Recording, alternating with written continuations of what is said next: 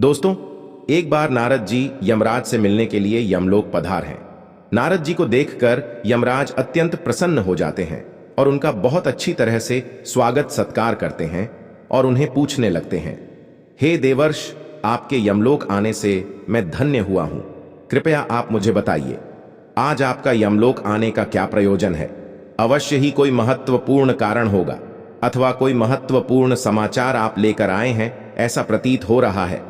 तब देवर्षि कहते हैं, हे धर्मराज, आप तो सब कुछ जानते हैं। पृथ्वी से लेकर स्वर्ग लोक तक आप सभी प्राणियों के बारे में जानते हैं। आपसे कुछ भी छिपा नहीं है। धर्मराज कहते हैं, नारद जी, किंतु मैं आपके मन की बात को नहीं जान सकता। वह तो केवल भगवान विष्णु ही जान सकते हैं। आपका मन तो अत्यंत चंचल है। आपके मन में क्या रहस्य होता है, उसे जानने का दुस्साहस हमसे नहीं हो पाएगा। फिर भी कृपया आपके मन में जो भी बात है, आप बेझिझक कह सकते हैं। फिर देववर्षि नारद कहते हैं, हे धर्मराज, मैं आपके पास कोई समाचार लेकर तो नहीं आया हूं, किंतु मेरे मन में कुछ प्रश्न है जो मैं आपसे पूछने के लिए ही आया हूं। समस्त मानव जाति के कल्याण के उद्देश्य से ही मैं आपके पास आया हूं। कृपया आप मेरी इस शंका को दूर कीजिए। तब यमराज कहते हैं, हे देवर्षि, आपके मन में जो भी द्विधा हो, जो भी प्रश्न अथवा शंका हो, आप अवश्य पूछिए। मैं अपने सामर्थ्य के अनुसार आपके प्रश्नों का उत्तर देने का प्रयास अवश्य ही करूंगा। तब देवर्षि नारद कहते हैं, हे धर्मराज, मेरा प्रश्न अत्यंत सरल है। आप मृत्यु के देवता हैं, इसीलिए इस प्रश्न का उत्तर आपके अलावा भला दूसरा कौन दे पाएगा? हे धर्मराज, मेरा प्रश्न यह है कि जिस प्राणी की मृत्यु होती है, वह अपने साथ कौन कौन सी चीजें ले जाता है, और मृत्यु के बाद उस प्राणी की कौन सी वस्तुओं का प्रयोग दूसरे मनुष्यों को नहीं करना चाहिए? इस पर यमराज कहते हैं, हे देवर्षि, आपने उचित ही प्रश्न किया है। मानव जाति के कल्याण के लिए आपने जो प्रश्न पूछे हैं, उसके उत्तर मैं आपको अवश्य बताऊंगा। किंतु इन प्रश्नों के उत्तर जानने के लिए मैं आपको एक अत्यंत ही पवित्र कथा सुनाता हूं। इस कथा को सुनने पर आपको सभी प्रश्नों के उत्तर मिल जाएंगे। इस कथा को आप ध्यान से अवश्य सुने। इस कथा को जो भी मनुष्य ध्यान से सुनता है, उसके मैं 32 अपराध क्षमा करता हूं। फिर देवर्षि कहते हैं, हे धर्मराज, ठीक है, मैं उस कथा को पूरे ध्यान से अवश्य सुनूंगा। आप मुझे वह पवित्र कथा सुनाइए। फिर यमराज देवर्षि नारद को वह महान कथा सुनाते हैं। एक समय की बात है, मध्य देश में देव शर्मा नाम का एक गरीब ब्राह्मण रहता था। वह अत्यंत गुणवान तथा शास्त्रों में पारंगत था। उसने वेद और शास्त्रों का बड़ी गहराई से अध्ययन किया हुआ था, किंतु वह अपने ज्ञान का कभी दुरुपयोग नहीं करता था। उसने कभी अपने ज्ञान का उपयोग धन कमाने के लिए नहीं किया। अत्यंत गरीब होकर भी वह भिक्षा मांगकर ही अपना गुजारा चलाता था। फिर वह ब्राह्मण जंगल से गुजर रहा था और चलते चलते वह एक अत्यंत प्राचीन वृक्ष के पास पहुंच जाता है। वह देखता है कि उस वृक्ष पर 3 पिशाच खड़े हुए हैं। वे तीनों उस जंगल से गुजरने वाले मनुष्यों का भक्षण करते थे। कोई भी मनुष्य उस मार्ग से जाता है तो वे उसे पकड़कर खा लिया करते थे। पिशाच होने के कारण उनके अंदर धर्म का कोई अंश नहीं था। वे अत्यंत पापी और दुराचारी थे। वे किसी पर भी कभी दया नहीं करते थे। जब वह ब्राह्मण उस वृक्ष के पास आता है तो वह पिशाच एक दूसरे से कहने लगते हैं, देखो भाई, हमारे लिए आज ताजा ताजा भोजन आ रहा है। सबसे पहले मैं ही इस ब्राह्मण को खाऊंगा। इसका मांस तो कितना स्वादिष्ट होगा। यह ब्राह्मण केवल सात्विक भोजन ग्रहण करता होगा, इसीलिए इसके शरीर में किसी भी प्रकार के रोग नहीं होंगे, कोई कीड़े और कृमि भी नहीं होंगे। इसका मांस खाने में बड़ा आनंद आएगा। जब वह ब्राह्मण उन पिशाच को देखता है तो वह बिल्कुल भी भयभीत नहीं होता है। वह ब्राह्मण भगवान विष्णु का परम भक्त होता है और वह हर समय श्री हरि का नाम जपता रहता था, इसीलिए उसे किसी से भी कोई भय नहीं लगता था।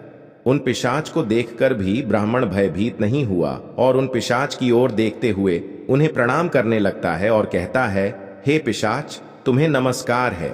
उस ब्राह्मण का ऐसा विचित्र व्यवहार देखकर पिशाच हैरान हो जाते हैं और उस ब्राह्मण से कहने लगते हैं, हे महात्मा, आप कौन हैं और इस वन में अकेले क्यों भटक रहे हैं? हम पिशाच को देखकर भी आपको जरा सा भी भय नहीं लगा। बड़े बड़े शूरवीर योद्धा भी हम पिशाच को देखकर थर थर कांपने लगते हैं। हमें देखकर डर कर भागने लगते हैं, किंतु तुम्हारे मन में किसी भी प्रकार का भय दिखाई नहीं पड़ रहा है। आपके सानिध्य में आने पर हमारी भूख भी समाप्त हो चुकी है। हम तो आपको भोजन समझकर प्रसन्न हो रहे थे और आपको खाने वाले थे। फिर वह ब्राह्मण कहता है, हे पिशाच, मुझे आपसे बिल्कुल भी भय नहीं लग रहा है, क्योंकि मैं जानता हूं कि भगवान हमेशा मेरे साथ हैं और उनकी इच्छा के बिना तो पेड़ का पत्ता तक नहीं हिलता। यदि मेरी मृत्यु आप पिशाच के द्वारा ही होनी है तो मुझे यह भी स्वीकार है। प्रभु ने मेरे भाग्य में जो भी लिख दिया है मुझे वह मंजूर है। यदि मुझे खाने से आपकी तृप्ति होती है तो मैं इसे मेरा सौभाग्य समझूंगा। इस संसार के प्रत्येक प्राणी को सुख प्रदान करना, उनकी तृप्ति करना ही प्रत्येक मनुष्य का कर्तव्य है। पिशाच भी ईश्वर द्वारा ही बनाए हुए हैं, इसीलिए मैं आपकी निंदा भला कैसे कर सकता हूं। ब्राह्मण के ऐसे वचन सुनकर वे सभी पिशाच आश्चर्यचकित हो जाते हैं और उस ब्राह्मण से कहने लगते हैं, हे ब्राह्मण देवता, आपके वचन अत्यंत सुंदर है, जिसे सुनकर ही हमारी तृप्ति हुई है। हम आपका भक्षण नहीं करेंगे। कृपया आप हमें बताइए कि आप कौन हैं और किस कारण से आप इस वन में भटक रहे हैं। वह ब्राह्मण कहता है, हे पिशाच, मेरा नाम देव शर्मा है और मैं प्रभु की भक्ति करने के लिए इस वन में उचित स्थान खोज रहा था, किंतु आपको देखकर लगता है कि आप बहुत कष्ट में हैं। मुझे बताइए कि किस का से आपको पिशाच बनना पड़ा। यदि मैं आपकी कोई सहायता कर सकता हूं तो आप अवश्य कहें। मैं अपने सामर्थ्य के अनुसार आपकी जो भी हो सके मदद अवश्य करूंगा। ब्राह्मण की बातें सुनकर सभी पिशाच सुन्न हो जाते हैं और कहने लगते हैं, हे द्विज श्रेष्ठ, आपको बार बार प्रणाम है।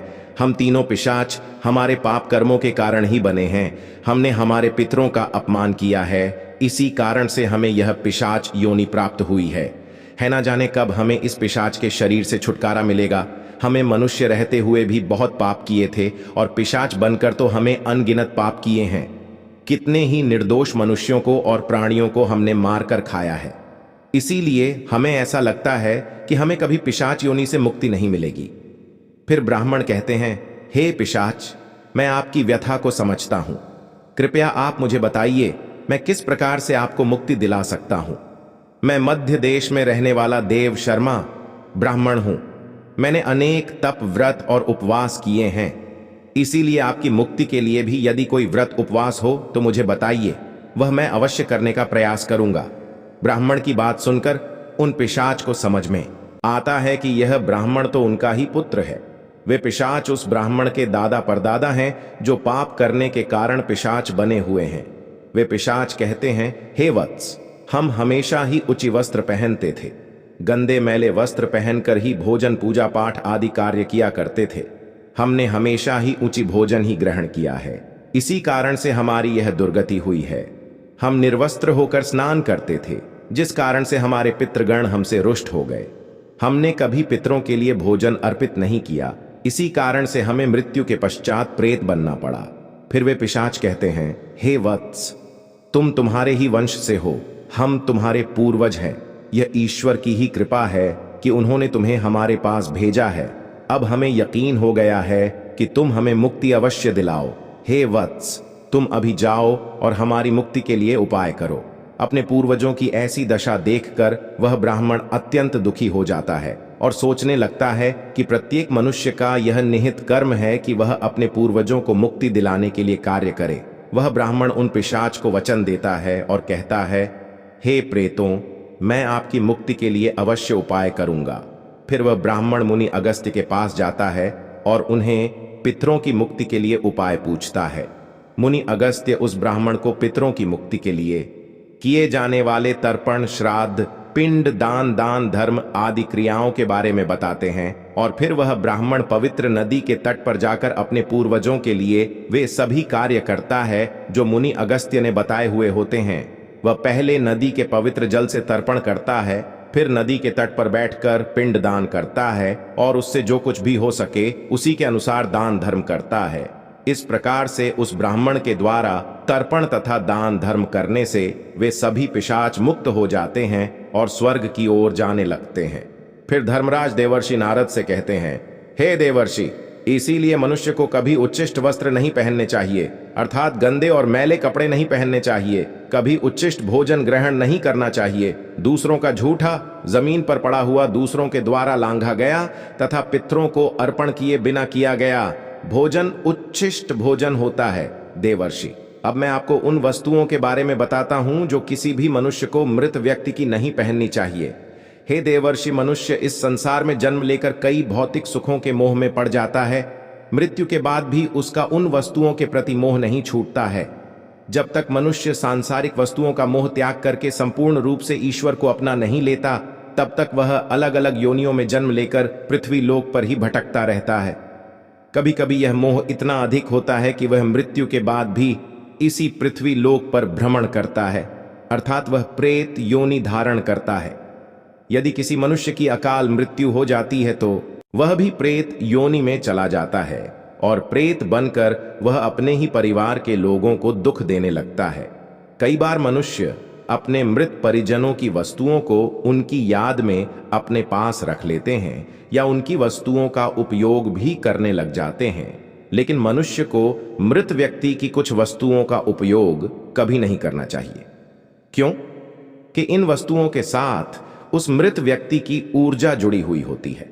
उस मृत व्यक्ति का उन वस्तु के प्रति मोह बहुत अधिक होने के कारण वह मृत्यु के बाद भी उन वस्तुओं से जुड़ा रहता है, और यदि कोई इन वस्तुओं का प्रयोग करता है तो उसे कई परेशानियों का सामना करना पड़ता है। वह मृता आत्मा उसे कई प्रकार से कष्ट देने लगती है। इसीलिए किसी भी मनुष्य को मरे हुए व्यक्ति की चीजों का इस्तेमाल कभी नहीं करना चाहिए। मनुष्य चाहे तो उन वस्तुओं को संभाल कर अपने घर में रख सकते हैं अथवा उन चीजों को नदी के जल में प्रवाहित कर सकते हैं, लेकिन भूल से भी उसकी वस्तुओं का इस्तेमाल नहीं करना चाहिए। उस मृत आत्मा की शांति के लिए मनुष्य उस व्यक्ति की प्रिय वस्तुओं का दान करते हैं, तो यह बहुत ही शुभ होता है। सबसे पहली वस्तु है मृत व्यक्ति के कपड़े। मृत व्यक्ति के कपड़ों का कभी भी इस्तेमाल नहीं करना चाहिए, उन्हें भूलकर भी पहनना नहीं चाहिए। ऐसा करने से मृत व्यक्ति की आत्मा उस व्यक्ति से जुड़ जाती है जो इनका इस्तेमाल करता है। मृत व्यक्ति की यादें उस व्यक्ति को सताने लग जाती है जो उनके कपड़ों का इस्तेमाल करता है, जिस कारण वह व्यक्ति मानसिक और शारीरिक रूप से कमजोर हो जाता है। उस व्यक्ति को अपने मृत परिजन की ऊर्जा का एहसास भी होने लगता है। इसलिए मृत व्यक्ति के कपड़े कभी भी नहीं पहनने चाहिए। मृत व्यक्ति के कपड़े हमेशा दान कर देने चाहिए, जिससे उसकी आत्मा को शांति प्राप्त हो जाती है। दूसरी चीज है मृत व्यक्ति के गहने। मृत व्यक्ति के गहने भी उसके कपड़ों की तरह ही उसकी ऊर्जा के स्रोत होते हैं। मृत व्यक्ति का अपने गहनों से लगाव कपड़ों से भी कई गुना ज्यादा होता है, क्योंकि प्रत्येक व्यक्ति गहने खुद को सुंदर प्रतीत करने के लिए पहनता है। लेकिन जब व्यक्ति की मृत्यु हो जाती है और उसके गहने कोई दूसरा व्यक्ति पहन लेता है, तब मृत व्यक्ति की आत्मा असहज महसूस करने लगती है। वह आत्मा उस व्यक्ति को परेशान करने लग जाती है। आत्मा मोक्ष की राह पर ना जाकर इसी मृत्यु लोक में अपने ही परिजनों को ही परेशान करने लग जाती है। इसलिए मृत व्यक्ति के गहनों का कभी भी इस्तेमाल नहीं करना चाहिए। व्यक्ति की मृत्यु के बाद उसके गहनों को गलाक्रोंड की कुंजी होती है। मृत्यु के बाद व्यक्ति की माला को कभी जीवित मनुष्य को धारण नहीं करना चाहिए। उसकी माला को पवित्र नदी के जल में प्रवाहित कर देना चाहिए। पवित्र नदी उस मृत मनुष्य को सभी पुण्यों को बहाकर स्वर्ग में ले जाती है।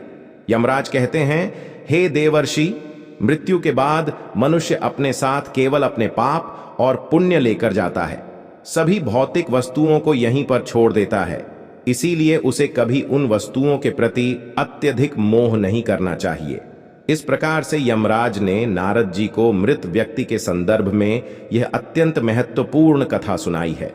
आपको यह कथा कैसी लगी कमेंट करके जरूर बताएं। जानकारी अच्छी लगी तो वीडियो को लाइक जरूर करें और कमेंट में जय श्री कृष्ण अवश्य लिखें। साथ ही चैनल को सब्सक्राइब करें। आप सभी का धन्यवाद।